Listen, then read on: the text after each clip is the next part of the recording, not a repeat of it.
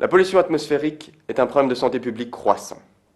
L'Organisation mondiale de la santé estime à 800 000 par an le nombre de décès prématurés attribuables à l'exposition aux polluants.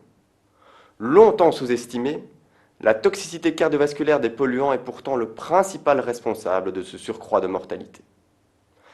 Elle agit notamment en augmentant le nombre d'événements cardiovasculaires chez les sujets à risque. Par son identification tardive, les mécanismes de cette toxicité cardiovasculaire sont encore largement méconnus à l'heure actuelle.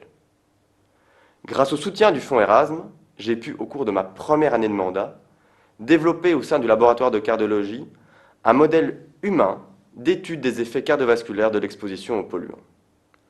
Ce modèle, fruit d'une étroite collaboration entre le service de cardiologie de l'hôpital Erasme et la faculté polytechnique de l'ULB, nous a permis d'étudier de manière standardisée les effets d'une exposition aiguë aux polluants chez les sujets sains.